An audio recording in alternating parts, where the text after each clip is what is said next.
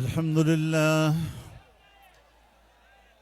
نحمده ونستعينه ونستغفره ونؤمن به ونتوكل عليه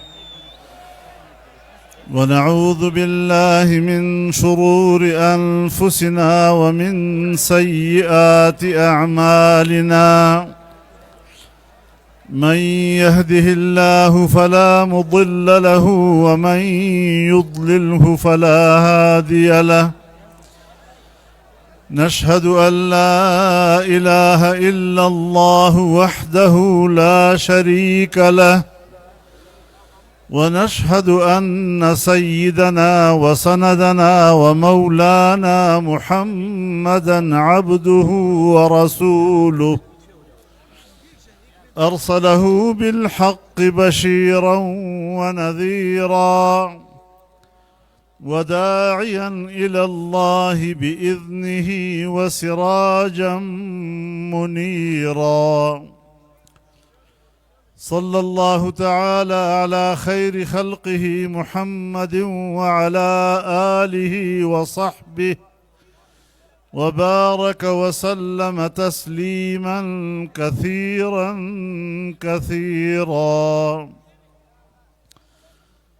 أما بعد فأعوذ بالله من الشيطان الرجيم بسم الله الرحمن الرحيم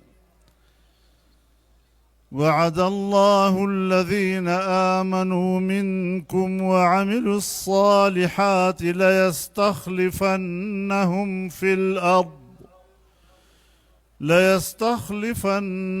في الأرض كما استخلف الذين من قبلهم وليمكنن لهم دينهم الذي ارتضى لهم وليبدلنهم من بعد خوفهم أمنا يعبدونني لا يشركون بي شيئا ومن كفر بعد ذلك فأولئك هم الفاسقون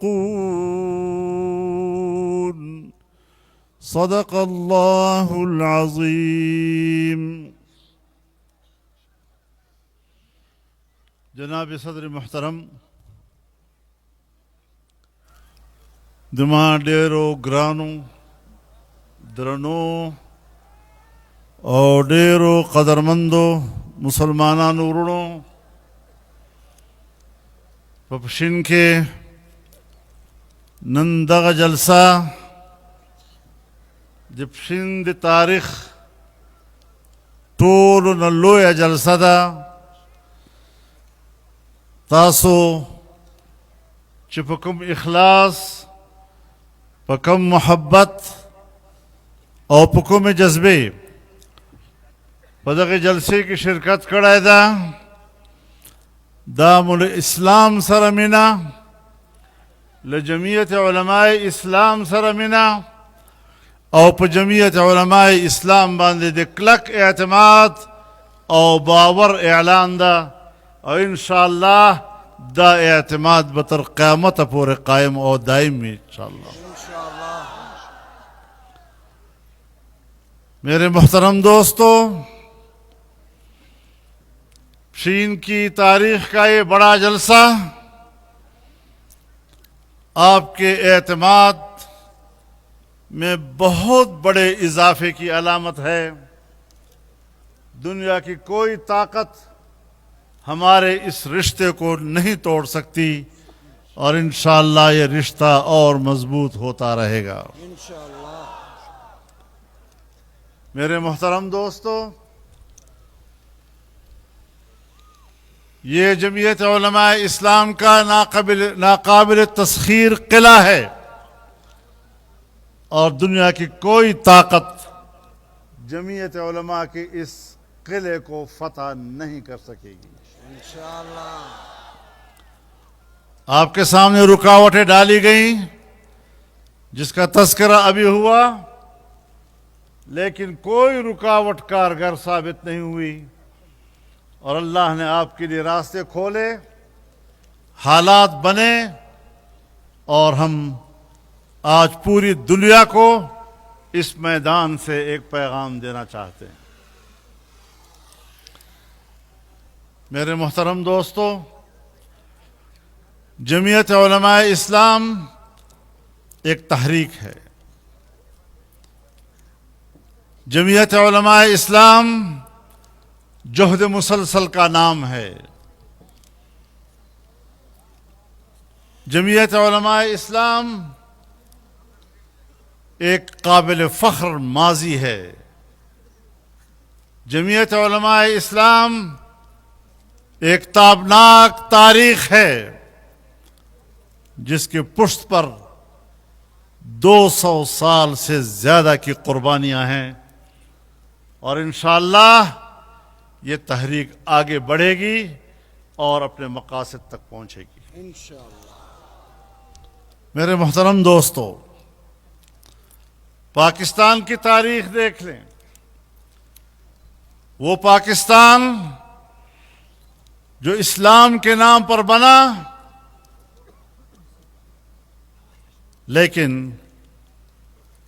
اسے آئین نہیں ملا، اور جب آئین ملا تو جمعیت علماء اپنے 7 اراکین کے ساتھ مفکر اسلام میرے قبلہ گاہ رحمہ اللہ کی قیادت میں اس نے پاکستان کو ایک اسلامی آئین دیا۔ پاکستان میں اسلام ایک مملکتی نظام قرار پایا۔ ملک کو اس بات کا پابند بنایا کہ یہاں قانون سازی قرآن و سنت کے مطابق ہوگی، قرآن و سنت کے منافی کوئی قانون سازی نہیں ہوگی۔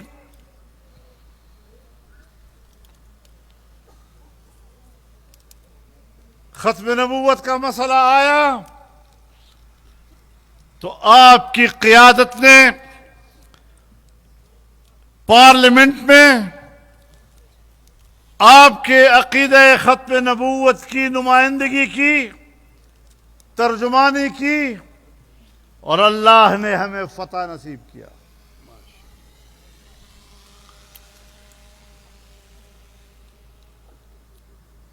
الیکشن کے بعد جب شین میں پہلا جلسہ ہوا تھا اور میں آپ کے پاس حاضر ہوا تھا تو ہمیں ایک شکایت تھی کہ سپریم کورٹ نے ختم نبوت کے حوالے سے ایک غلط فیصلہ دیا ہے، لیکن ملک میں ہنگامہ ہوا اور پھر مجھے عدالت میں بلایا گیا، سپریم کورٹ میں، اور چند گھنٹوں کے اندر اندر سپریم کورٹ کو اپنا فیصلہ واپس لینا پڑا، اور جس طرح ہم نے کہا، جس طرح ہم نے لکھوایا، وہی فیصلہ سپریم کورٹ سے صادر کیا گیا۔ ہم نے اپنی تحریک کے تسلسل میں نظریاتی لحاظ سے شکست نہیں کھائی۔ جو امتحان آیا، جو چیلنج سامنے آیا، ہم نے اللہ پر بھروسہ کرتے ہوئے اس کا مقابلہ کیا، اور اپنے ووٹر کو، اپنے کارکن کو، اپنی قوم کو، اس کے اسلامی جذبے کو ہم نے شرمندہ نہیں ہونے دیا۔ میرے محترم دوستو، آج جمعیت علماء اسلام پاکستان کی سب سے بڑی عوامی قوت ہے۔ میں دعوے سے بات کر رہا ہوں۔ نعرہ تکبیر! ختم نبوت کا ترجمان، پاکستان کا کا ترجمان، حقوق کا محافظ. ہم نے ایک زمانے سے عوام سے رابطہ کیا. جب بھی ہم نے پاکستان کے عوام کو آواز دی، قوم نے ہماری آواز پر لبیک کہا، اور ہم نے اپنے جلسوں کے ریکارڈ توڑے. عوام کیوں ہمارے آواز پر اکٹھی ہوتی ہے؟ پبلک کیوں ہمیں خوش آمدید کہتی ہے؟ ہم نے ابھی کراچی میں ایک ضلع کا جلسہ کیا، اور وہ ایک ضلع کا جلسہ بھی ملین مارچ کا منظر پیش کر رہا تھا.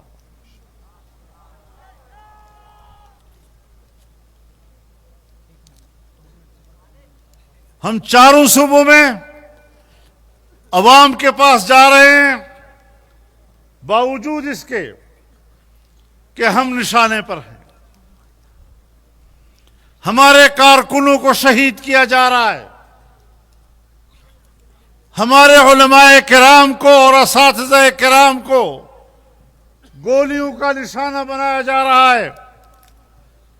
ہماری جماعت دہشت گردوں کی دہشت گردی کے زد میں ہے، لیکن اس کے باوجود میں بتانا چاہتا ہوں کہ یہاں اس ملک میں اگر فرقہ وارانہ فسادات ابھرے، فرقہ واریت کی بنیاد پر نفرتیں پیدا کی گئیں، جمعیت علماء اسلام نے اس فرقہ وارانہ نفرتوں کی سیاست کو شکست دی ہے. ہم نے نفرتیں نہیں پھیلائی، ہم قوموں کے حقوق کی جنگ لڑ رہے ہیں، لیکن محبت کے علم کے ساتھ. ہم نے پشتون بلوچ کی نفرتوں پہ سیاست نہیں کی، ہم نے مہاجر سندھی کی نفرت پر سیاست نہیں کی، ہم نے سرائکی پنجابی کی نفرت پر سیاست نہیں کی. ہم نے ایک قوم، ایک مسلمان قوم، ایک پاکستانی قوم، ایک متحدہ قوم کی بنیاد پر محبتوں کا پیغام دیا ہے، لیکن یہ کہہ کر کہ ہم پاکستان کے ہر صوبے اور ہر قومیت کے حقوق کے تحفظ کی جنگ لڑیں گے.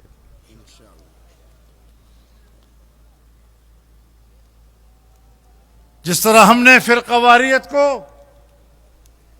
اس کی بنیاد پر نفرتوں کو شکست دی ہے، جس طرح ہم نے قومیتوں کی بنیاد پر نفرتوں کو شکست دی ہے، صوبائیت اور نفرتیں، قومیت اور نفرتیں، لسانیت اور نفرتیں، علاقائیت اور نفرتیں، فرقہ واریت اور نفرتیں، اس سیاست کو اگر ملیامیٹ کیا ہے تو جمعیت علماء اسلام کی اس تحریک نے کیا ہے.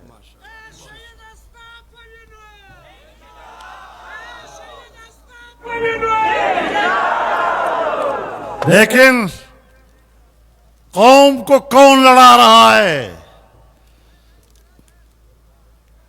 جو قوم پرست کہے جاتے ہیں، ان میں تو اتنی جان نہیں ہے.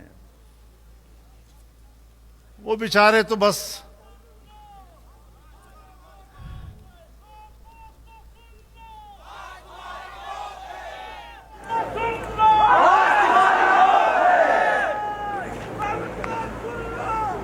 ہم نے الحمدللہ جو سیاست کی ہے، پاکستان کی بقا کی سیاست کی ہے. اگر قوم کو لڑایا ہے، فرقوں کی بنیاد پر لڑایا ہے، اگر قوم کو لڑایا، لسانیت کی بنیاد پر لڑایا، نفرتوں کی بنیاد پر لڑایا، تو جمعیت علماء نے قوم کو متحد کرنے کی جنگ لڑی، اور پاکستان کی بیوروکریسی اور پاکستان کی اسٹیبلشمنٹ نے ہمیشہ قوم کو لڑا کر ان پر حکومت کرنے کی کوشش کی ہے.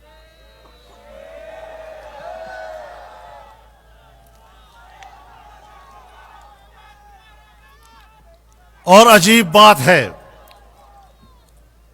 جرم بھی کرتے ہیں اور چونچ بھی اونچی رکھتے ہیں اور کہتے ہیں ہمارے اوپر تنقید نہ کرو. بھئی تم پاک ہو تو ہم آپ کو پاک کہیں گے. اور کتا زان شرمولای نو زسر باندې حکم دی.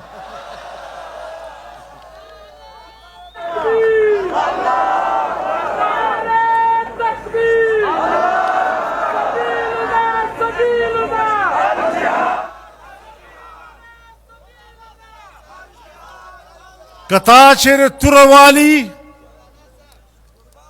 کتا چیر توروالی زدر سر ملگر آئے. ہندوستان حملہ وکڑا تائے جواب ورک ماستائل ہے. بے وجہ اختلاف نہ کہوں. کتا دے امریکہ اور دے ایران ترمن سالسی کڑی مونگ بدے مرستالان یو لارا نتا بندو. مرشو منطقے کی جنگ نگوارو. خدا سوال خام خواہ پورتا کو چھ دے مرش پالیسیان سوک جوڑئی. ہمارے پالیسی ساز کون ہیں؟ ہمارے پالیسی ساز کیا پالیسیاں بنا رہے ہیں؟ یہ ہماری عقل ہے؟ یہ پاکستان کا مفاد ہے کہ ہندوستان کا بارڈر مکمل بند، افغانستان کا بارڈر مکمل بند، مغرب کی طرف بھی آپ تجارت نہیں کر سکتے، کاروبار نہیں کر سکتے، مشرق کی طرف بھی آپ کاروبار نہیں کر سکتے، اور ایک چین کا چھوٹا سا کوریڈور ہے وہ بھی آپ نے بند کر رکھا ہوا ہے، اس پر بھی کوئی فعالیت نظر نہیں آ رہی. ایران جن حالات میں ہے وہ آپ کے نہ اچھے کا نہ برے کا، ہر طرف آپ نے پاکستان کو غیر محفوظ بنا دیا ہے، محصور کر دیا ہے. یہ کون سی عقل کی پالیسی ہے کہ آج پاکستان ایک محصور مملکت کی شکل اختیار کر گیا ہے؟ یہ کون سی سیاست ہے؟ یہ کون سی پالیسی ہے؟ دہشت گردی کے خلاف ہم جنگ لڑ رہے ہیں تو دہشت گردی تو بڑھ رہی ہے. تو دہشت گردی کے خلاف تو 3-4 دہائیوں سے آپ لڑ رہے ہیں. آپ نے سوات سے لے کر پورے خیبر پختونخوا میں کتنے آپریشن کیے، اور ہر آپریشن کے نتیجے میں آپ ملک کے لیے لڑ رہے ہیں اور ہم شاید ملک کو نقصان پہنچا رہے ہیں. مرض بڑھتا گیا جو دوا کا.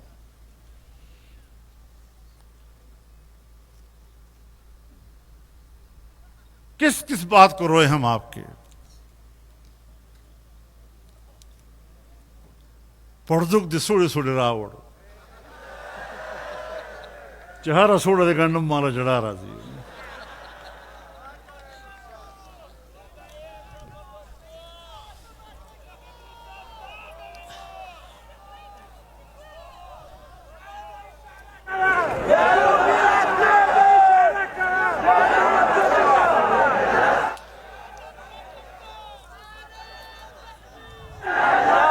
افغانستان کے دہشت گرد مراکز دی مجھ پا افغانستان کے ذکر ہم لے کو چلتا دی دہشت گرد مراکز دی نو دہشت گرد ہو پا بنو کے لتانا تانی انیولے تانے فوجی مراکز انیولل تا پا قلوئے حملے وکھلے دلتا پا خپل وطن کے تا دہشت گرد نوینے دہاغ مرکز نوینے اور پا افغانستان کی وینے حالتا زی بمبارانے کیا.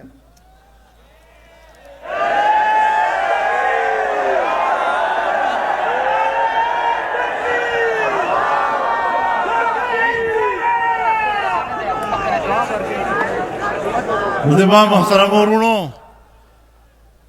منم چې قوم لمش سره ده، قوم جمعیت سره ملګرتیا ته تیار ده. کوم ځای ده هغه جمهوریت چې د عوامو رای قبوله سي، عوام ووټ یو ته ورکوي، له بکسې نه ووټ د بل چا راخیږي.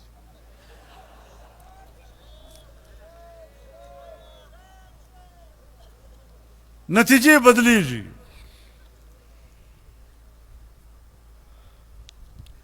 او دا خبره چې زه تاسو ته کوم، د دغو داندلیو زه په خپله هم ګواه یم او دې خلکو هم را سره منلې ده.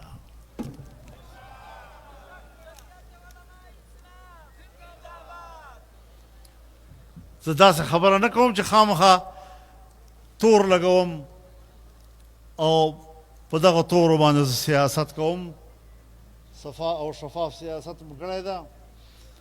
هره حربه دې استعماله کړله د موږ د بدنامولو، الزام تراشیو، تور لګولو، خو په ټولو شرمنده سوي.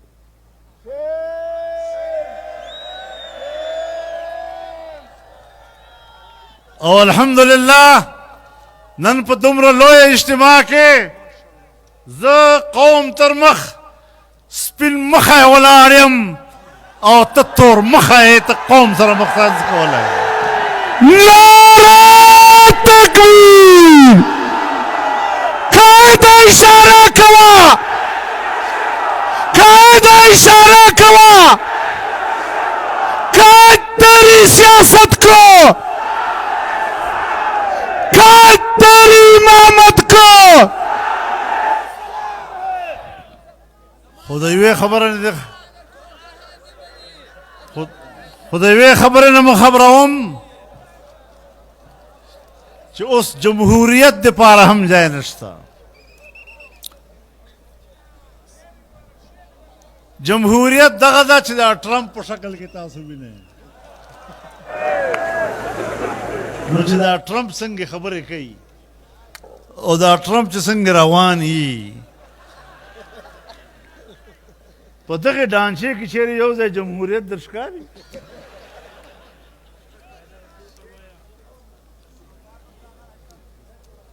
جمہوریت کا یہ حال ہو گیا جس طرح ٹرمپ کا حال ہے.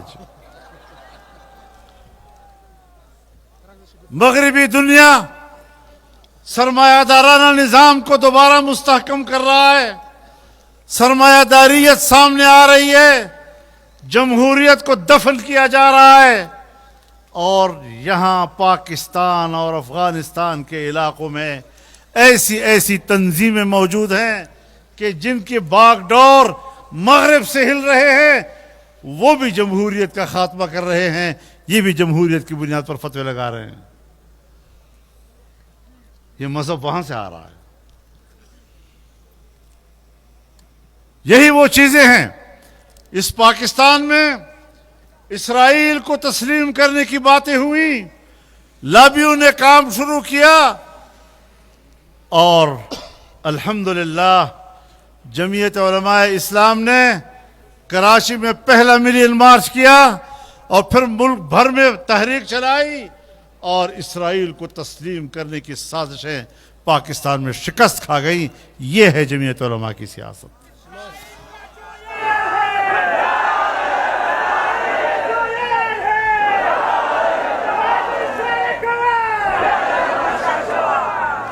اسی لیے جمعیت علماء واضح طور پر کہتی ہے کہ اسلامی دنیا کو ایک اسلامی بلاک بننا پڑے گا. جمعیت علماء اسلام کا منشور ایک اسلامی بلاک کی بات کرتا ہے. اور جب سعودی عرب اور پاکستان کے درمیان دفاعی معاہدہ ہوا تو ہم نے اسلامی بلاک کی طرف اس کو ایک قدم قرار دے دیا اور پاکستان نے اس کی حمایت کی. لیکن اسرائیل کے ناپاک وجود کو ختم کرنے کے لیے اسلامی دنیا کو ایک ہونا ہوگا. اور میں آج بھی یہ کہنا چاہتا ہوں کہ پاکستان میں یہ صلاحیت موجود ہے.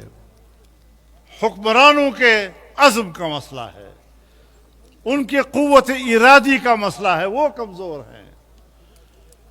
حکمران کمزور ہیں, پاکستان کمزور نہیں. اور اگر ان حکمرانوں سے آپ توقع رکھتے ہیں کہ وہ اسلامی دنیا کے اتحاد کی طرف آگے بڑھیں گے اور وہ عالمی استعمار کے خلاف آواز بنیں گے, وہ مغرب کے جبر کے خلاف لڑیں گے, ان سے ہمیں کوئی توقع نہیں ہے. جمعیت علماء کو آگے آنا ہوگا اور انشاءاللہ ہم اس قوم کی نمائندگی کریں گے. آج بھی وقت ہے کہ پاکستان آگے بڑھے, سعودی عرب آگے بڑھے, مصر آگے بڑھے, ترکی آگے بڑھے, ایران آگے بڑھے, انڈونیشیا آگے بڑھے, ملائیشیا آگے بڑھے, اور یہ بڑے ممالک مل کر ایک اسلامی دنیا کا بلاک بنائیں. ہم تو ایشیائی ممالک کے اتحاد کی بھی علم بردار ہیں. حضرت شیخ الہند رحمہ اللہ اور اس کے بعد مولانا عبید اللہ سندھی رحمہ اللہ نے ایشیاٹک فیڈریشن کا تصور پیش کیا تھا. لیکن ہم یہاں علاقائی تنازعات میں اس طرح گھر جاتے ہیں کہ ہم اپنے پڑوسی کے ساتھ پرامن ماحول نہیں بنا سکتے, چاہے کہ اسلامی دنیا کے ساتھ ہم ایک مضبوط معاہدہ کریں گے. اس لیے سوچ کی تبدیلی کی ضرورت ہے. یہاں تو ایک طاقتور ذہن کہتا ہے کہ جو ہم کہتے ہیں وہی پاکستان کی وفاداری ہے. میں معذرت کے ساتھ کہتا ہوں ان سے کہ یہ تاریخ ہماری گزر چکی ہے. یہ انگریز کا ورثہ ہے. بر صغیر میں جو انگریز کا مخالف تھا 1000 مرتبہ وہ ہندوستان کا وفادار ہو, لیکن انگریز کے مخالف کو وہ غدار کہتا تھا. اور جو انگریز کا خوشامدگر اس کے ٹکڑوں پر پلنے والے ان کو جاگیریں عطا کی, وہ بڑے وفادار نکلے. آج پاکستان میں 1012 پاکستان کے وفادار بن جائیں, لیکن اگر اسٹیبلشمنٹ کی رائے سے اختلاف کیا تو آپ کو غدار کہا جاتا ہے. یہ وہی روایات ہیں جو اس زمانے سے ہمارے اس ملک میں چلی آ رہی ہیں. اس فکر کو تبدیل کرنا ہوگا, اس سوچ کو تبدیل کرنا ہوگا, ان ترجیحات کو تبدیل کرنا ہوگا. اور انشاءاللہ اگر ہم نے فرقہ واریت کو شکست دی ہے, اگر ہم نے قادیانی لابی کو شکست دی ہے, اگر ہم نے اسرائیلی لابی کو شکست دی ہے, اگر ہم نے قوموں کے درمیان نفرتیں پھیلانے والی سیاست کو شکست دی ہے, تو انشاءاللہ ہم اس ذہنیت کو بھی شکست دیں گے کہ پاکستان کے وفادار کو کیوں غدار کہا جاتا ہے اگر وہ اسٹیبلشمنٹ سے اختلاف رائے رکھتا ہے. آئیں, ہم پاکستانی ہیں, معاملات ٹھیک کرو. ہم اس قوم کے افراد ہیں, ہمیں مطمئن کرو. یہ کیا الیکشن ہے اور دھاندلی کر کے اپنی اسمبلیاں بنا دی. اگر اس طریقے سے یہاں پر اگر یہ اسمبلیاں بنی ہیں, سندھ کی اسمبلی جس طرح بنی ہے, پنجاب کی اسمبلی جس طرح بنی ہے, یہ سارے کے سارے وہ سوالات ہیں جو ہمارے ملک کی سیاسی نظام کے اوپر ہیں. ہم نے یہ جنگ لڑنی ہے اور انشاءاللہ قوم ایک ہوگی تو جیتیں گے انشاءاللہ اس جنگ کو.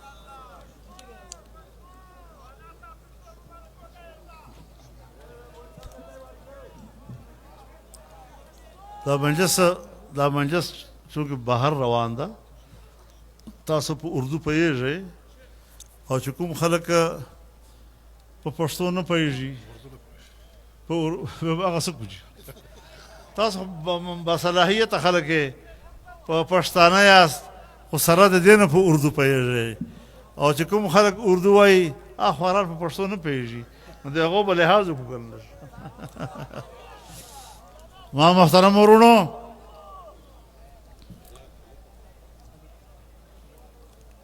ہم نے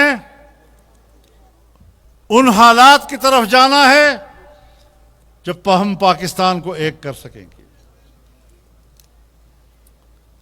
انشاءاللہ آج بھی اگر پاکستان قائم ہے، میں بات تو بڑی کر رہا ہوں، شاید آپ کہیں چھوٹی منہ اور بڑی بات، لیکن میں پوری قوم پر واضح کرنا چاہتا ہوں کہ آج اگر پاکستان متحد ہے، آج اگر پاکستان کے عوام ایک دوسرے سے محبت کرتے ہیں تو جمعیت علماء کے کردار کی وجہ سے. تم نے تو نفرتیں پیدا کی ہے یہاں پر، تم نے تو قوموں کو لڑایا ہے انسانی حق کے نام پر. انسانی حق وہ اللہ جانتا ہے، تم نہیں جانتے. اللہ نے جو ضابطہ اور قانون عطا کیا ہے وہ انسانی حقوق کا محافظ ہے. ہم اگر پاکستان میں بات کرتے ہیں تو ہم بلوچستان میں بلوچ صوبے کے حقوق کی بات کرتے ہیں.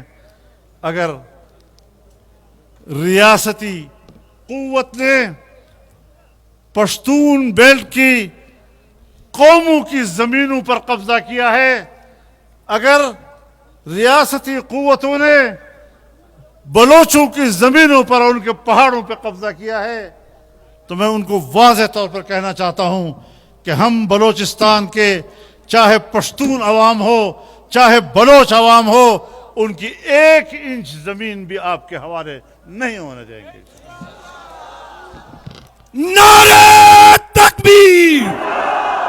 بلوچستان کا ترجمان، بلوچوں کا ترجمان، پشتونوں کا ترجمان، قوموں کا ترجمان. میرے محترم دوستو، آج کے حالات میں میں پاکستان پیپلز پارٹی کو براہ راست مخاطب کر کے کہنا چاہتا ہوں کہ ذوالفقار علی بھٹو کی قیادت میں پاکستان کا آئین بنا، میرے والد نے اس پہ دستخط کیے ہیں. میں تو اس آئین کو تحفظ دینے کا عزم کر رہا ہوں. آپ کے دیکھا دیکھی اگر اس آئین کو ختم کر دیا گیا، صوبوں کے حقوق تباہ و برباد کر دیے گئے، صوبوں کا باہمی اعتماد خراب کر دیا گیا، تو آپ بتائیں کہ پھر آپ ذوالفقار علی بھٹو کے راستے پہ جا رہے ہیں. 18ویں ترمیم ہوئی، مارشل لاؤ نے آئین کو جتنا خراب کیا تھا، گند کر دیا تھا، 18ویں ترمیم کے ذریعے اس کو صاف کیا گیا. آپ کی حکومت تھی اور ہم مل کر ایک کمیٹی میں بیٹھے، 9 مہینے تک ہم نے پورے آئین کو صاف کیا اور متفقہ طور پر ایوان سے پاس کرایا. آج ہم اس 18ویں ترمیم کے تحفظ کی بات کرتے ہیں. آپ کیوں خاموش ہیں؟ تم کیوں کمزوری دکھا رہے ہو؟ کس بات کی کمزوری دکھا رہے ہو؟ ہم آپ کے ساتھ کھڑے ہیں. ہم صوبوں کے حقوق کی بات کرتے ہیں جو 18ویں ترمیم میں ہم نے طے کیے تھے. ہم اس آئین کی حفاظت کرنا چاہتے ہیں. ہم اس آئین کی حفاظت کرنا چاہتے ہیں جو آئین ذوالفقار علی بھٹو نے بنایا تھا. تو جب ہم چاہتے ہیں کہ وہ محفوظ ہو، آپ کیوں پیچھے ہٹیں گے اور آپ کیوں سودے کریں گے؟ یہاں آپ کو پتہ نہیں ہے، شاید آپ کے صوبے میں بلوچستان میں آپ کو پتہ ہے یہاں پیپلز پارٹی کی حکومت ہے.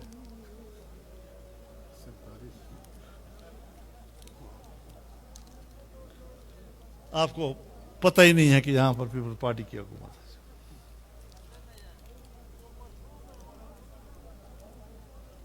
اب یہاں پر ہم ان کو بھی کہنا چاہتے ہیں کہ آئین کو بچاؤ. جمعیت علماء اسلام نے 26ویں آئینی ترمیم میں سود کے خاتمے کا فیصلہ لیا حکومت سے. 31 دسمبر 2027 کو اس ملک میں سود کا خاتمہ ہوگا اور 1 جنوری 2028 کے بعد پاکستان میں سود کا نظام نہیں رہے گا. لیکن کیا کچھ پیش رفت ہوئی ہے؟ بظاہر ہمیں کوئی پیش رفت نظر نہیں آ رہی. ہم نے آئین میں ترمیم کرائی کہ اسلامی نظریاتی کونسل کی سفارشات بحث و تمہیز کے لیے ایوان میں لائے جائیں گے.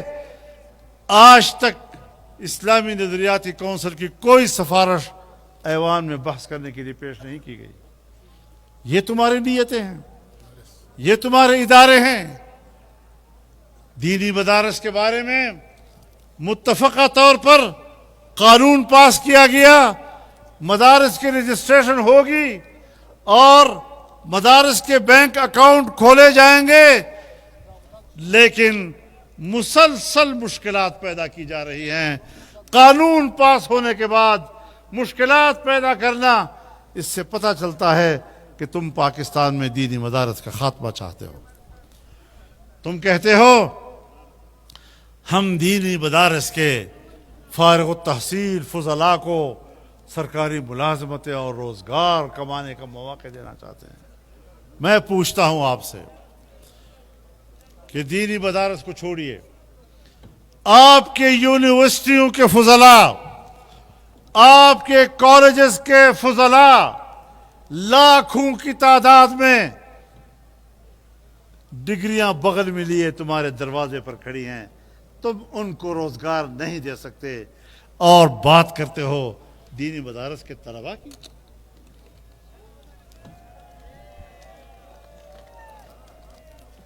اور عجیب بات یہ ہے کہ آج کالجز کو، اسکولوں کو پرائیویٹ سیکٹر میں دیا جا رہا ہے. حکومت اور سرکار اس کی سرکاری حیثیت کو ختم کر رہی ہے، نجی شعبے کو دے رہی ہے.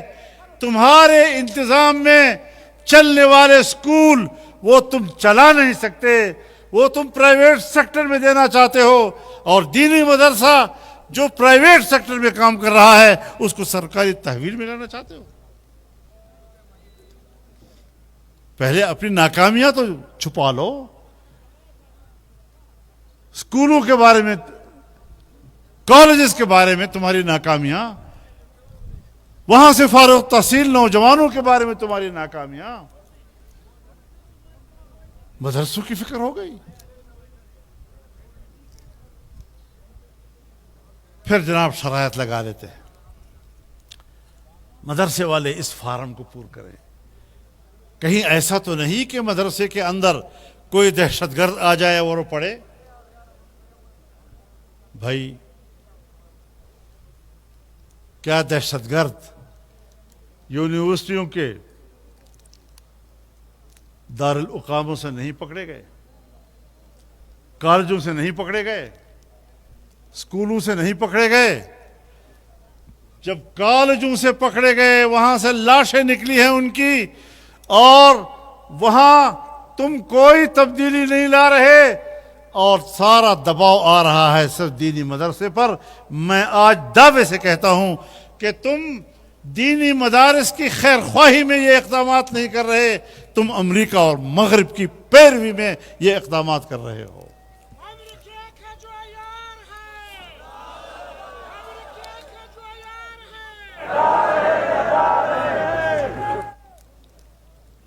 تو آج اس جلسے کے ذریعے سے ہم اپنے عزم کا اعلان کریں اور پوری دنیا کو پیغام دیں کہ تمہارا باپ بھی دینی مدرسے کو ختم نہیں کر سکے گا. نعرہ تکبیر! دینی مدارس کا ترجمان!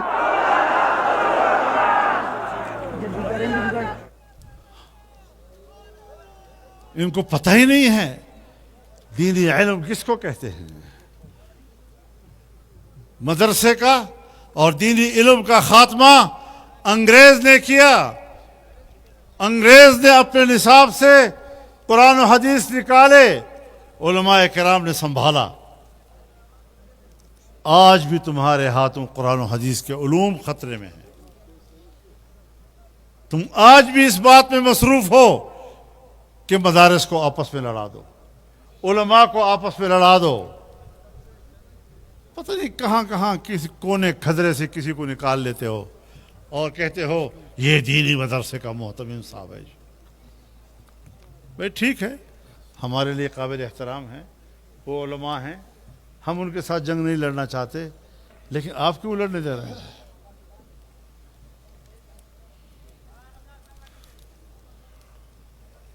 بہت معمولی لوگوں کو اٹھا لیتے ہو, لیکن ہم بھی ہیں کہ چھوٹے لوگوں کو بڑا کہہ دیا میں نے. اکثر ایسی تکلیف کئی بار اٹھائی میں نے. کوئی مسئلہ نہیں ہے, ہم جد و جہد پر یقین رکھتے ہیں, اپنے بساط کے مطابق جد و جہد پہ یقین رکھتے ہیں, اللہ کی مدد کے ساتھ جد و جہد پہ یقین رکھتے ہیں. نیت خالص ہوں, اللہ کے دین کی سربلندی مقصود ہو, اعلاء کلمت اللہ مقصود ہو.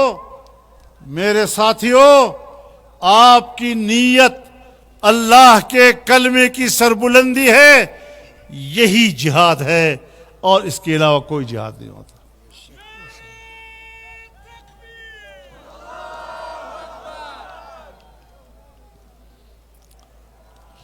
پریشان نہیں ہونا, حوصلے بلند رکھنے ہیں. آج یہاں آپ لوگ اکٹھے ہیں, اتنے بڑے اجتماع اس بات کی دلیل ہے کہ قوم جمعیت علماء اسلام کو سننا چاہتی ہے اور اس کے موقف کی تائید کرنا چاہتی ہے. تم علماء کو قتل کر رہے ہو, علماء کا خون بہا کر آپ سمجھتے ہیں کہ ہم کوئی بڑا مقصد حاصل کر لیں گے. اگر یہ علماء مسلمان نہیں ہیں تو ان کو کافر کہنے والا خود بھی مسلمان نہیں ہے.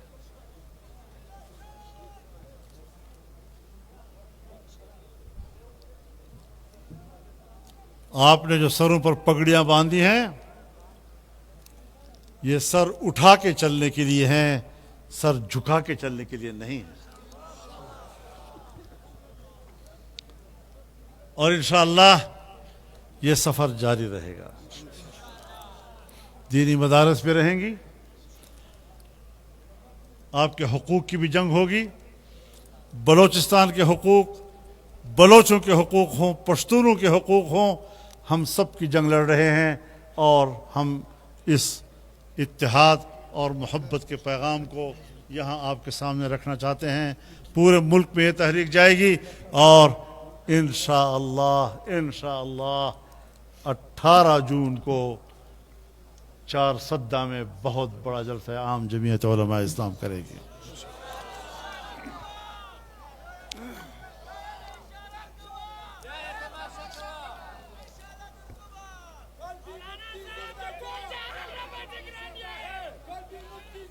اشارے نہ خبر وتلے دا,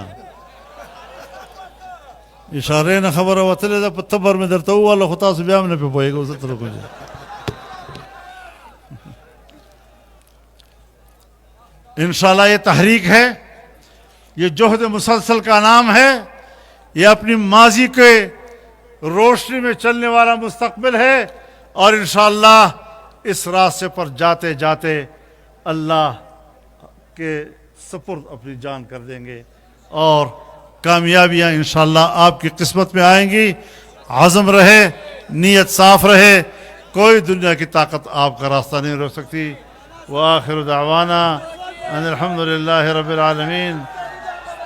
انشاءاللہ پا اتلسم د جن پا 4 کے با انشاءاللہ دیکھ تحریک راتلون کے پڑاوی اور پاگے کے با قوم شرکت کی.